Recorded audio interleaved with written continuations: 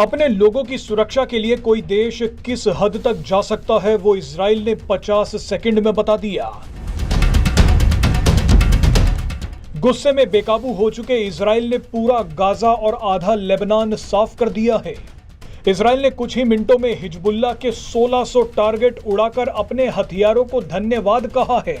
Israel ने अपने iron डोम के लिए भगवान को धन्यवाद कहा है, लेकिन भगवान को धन्यवाद बोलने से पहले इजराइल ने पहली बार एक ऐसा काम किया है जो शायद किसी देश ने आज तक नहीं किया।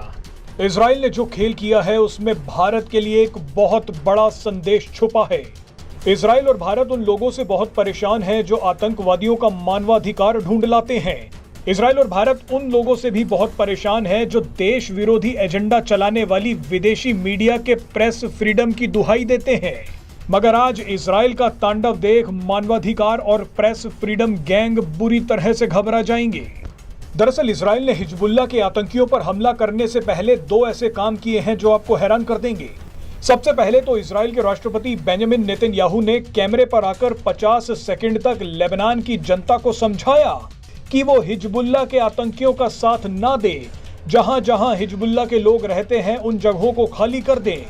नेतन्याहू ने लेबनान के लोगों से कहा कि हम आपको पहले ही चेतावनी दे रहे हैं, बाद में मानवाधिकारों की दुहाई मत देना। इस चेतावनी के बाद इजराइल ने लेबनान में हिजबुल्लाह के 1600 से ज्यादा ठिकाने उड़ा दिए। इस हमले में सैकड़ों लोगों की मौत हो गई है। बहरहाल इसके बाद इजराइल उन पत्रकारों पर टूट पड़ा जो यहूदियों को गाली दे रहे थे। इजराइल को जानकारी मिली कि एक विदेशी पत्रकार अपने दफ्तर में बैठकर यहूदियों को गाली दे रहा था, इजराइल के खिलाफ झूठी बातें बोल रहा था। अब इजराइल भी कहां चुप बैठने वाला था। इजराइल ने उस दफ्तर को ही उड़ा दिया जहां पर यह पत्रकार लाइव दे रहा था। पत्रकार बच गया, लेकिन दफ्तर की एक एक ईंट बिखर गई। इसके बाद तो और बड़ा खेल हो गया।